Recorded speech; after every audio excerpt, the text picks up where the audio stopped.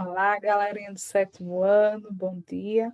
Espero que estejam todos bem. Vamos lá para a nossa segunda aula do mês de fevereiro, tá bom? Vamos lá. Bom, na última aula nós falamos sobre a crise do Império Romano, certo? E hoje nós vamos falar sobre os povos e culturas que habitam as terras banhadas pelo mar Mediterrâneo. Bom, o mar Mediterrâneo está aqui, certo? Então, a gente vai ver alguns povos que habitaram, algumas culturas aqui dessa região. Nós vimos que o Império Romano ele foi dividido, né, entre Império Romano do Oriente e Império Romano do Ocidente, né? O Império Romano do Ocidente foi invadido pelos germânicos. O Império Romano do Oriente, ele resistiu à invasão germânica e sobreviveu por mais 10.000 anos, por mais de 1.000 anos, com o nome de Império Bizantino, certo? A capital do Império Bizantino é a cidade de Constantinopla, certo? É, Constantinopla ela tinha uma posição bem privilegiada porque era considerada a porta, né, o portal de entrada para o Oriente. Por quê? Porque vir para o Oriente, né, era fácil partindo de Constantinopla, visto que ele poderia aqui, ó, vir pelo Mar Negro e vir para aqui, para a região do Oriente. Então, ela era bem famosa e era conhecida como porta para o Oriente.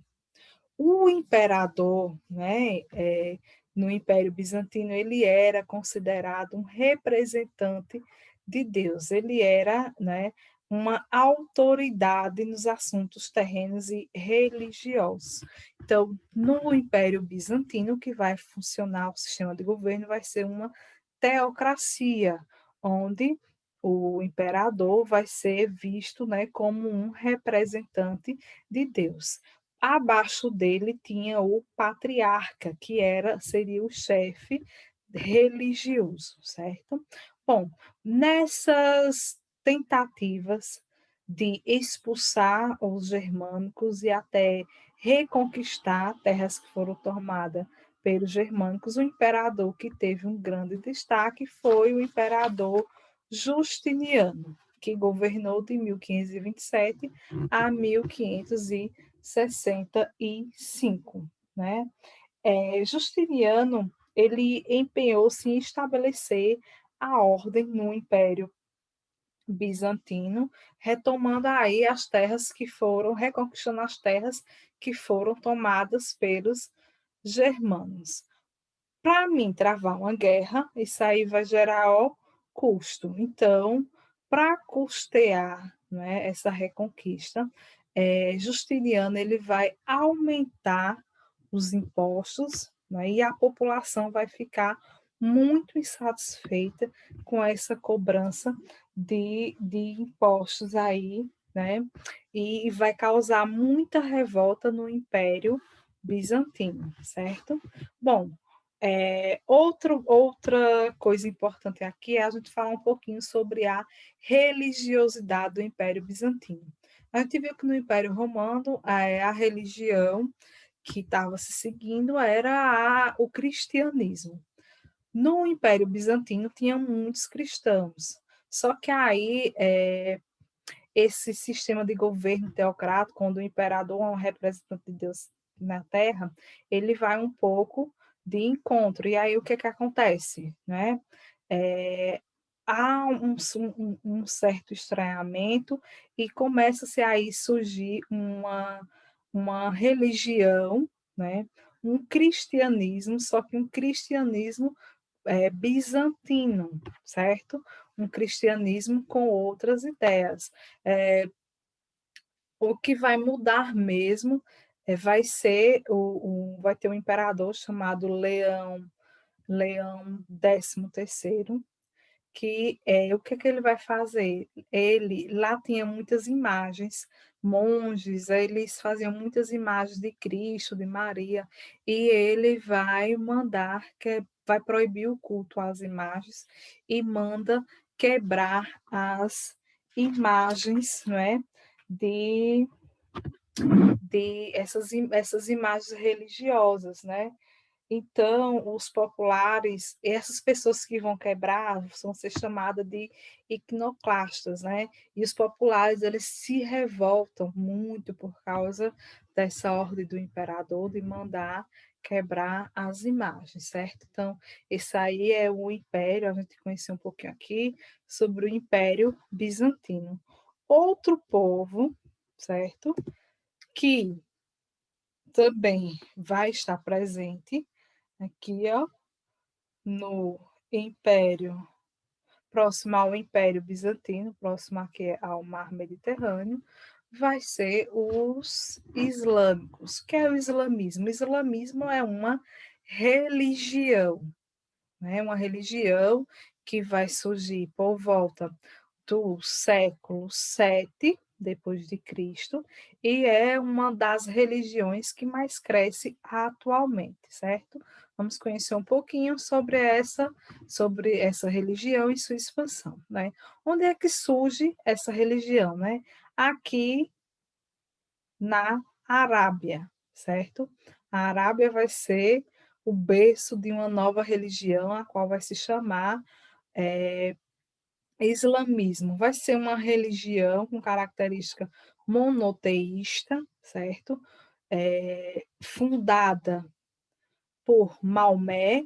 Maomé ele era um comerciante, então ele viajava muito para outras áreas e entrou em contato com o cristianismo e o judaísmo, que eram as religiões que eram monoteístas, e daí ele acaba, né, começando a pregar essa religião, a qual vai se chamar islamismo, certo?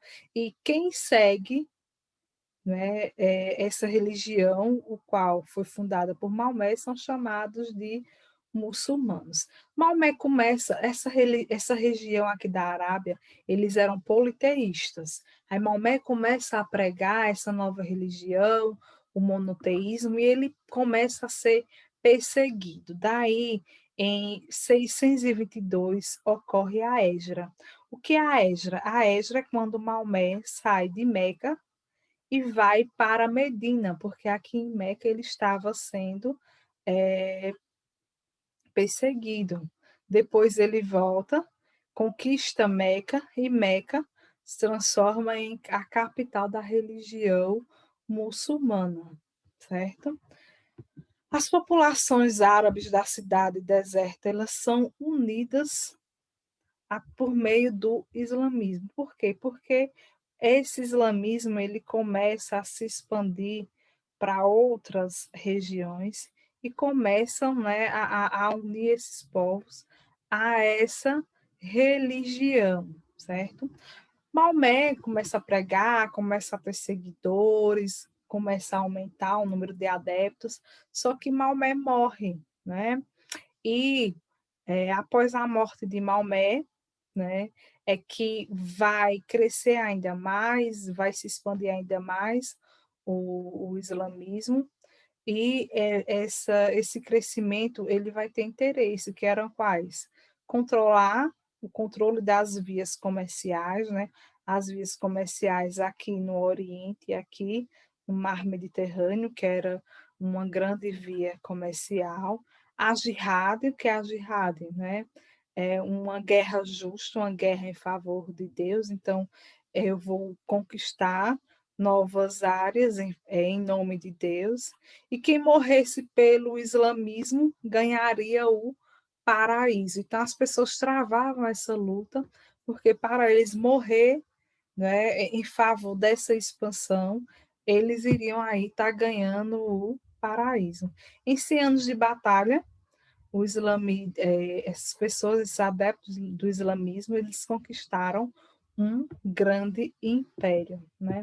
Outra coisinha que eu quero aqui estar falando para vocês, outra característica do islamismo, vocês têm aí também no livrinho de vocês, o islamismo é uma religião onde ele tem doutrinas, onde ele tem ensinamentos, então tem pilares básicos, como orar 5 vezes ao dia, voltado para a Meca, e uma vez se possível, na cidade sagrada para eles, que é Meca. No livro de vocês tem pontuado aí que são 5 coisinhas que são deveres, né? Que o que são pilares do islamismo. Outra coisa é que Maomé ele escreve um livro sagrado, e esse livro sagrado para os islâmicos é chamado de Alcorão. Né? O Alcorão é como se fosse uma Bíblia para os cristãos e os evangélicos. Nos séculos 7 e 9, o Mediterrâneo era cruzado por comerciantes árabes, muçulmanos, bizantinos, judeus, sírios, africanos, gregos, italianos, entre outros. Além das mercadorias, circulavam também ideias, práticas, línguas, religiões e saberes. Então, essa região aqui do Mediterrâneo era uma região, né, onde o forte era o comércio, e por nessa área aqui, era uma área muito rica e muito diversa, pois muitos povos passavam por aqui, certo? Espero que tenha dado para entender um pouquinho o conteúdo. Agora, no próximo vídeo, a professora vai estar explicando aí a atividade, tá bom? Tchau, tchau.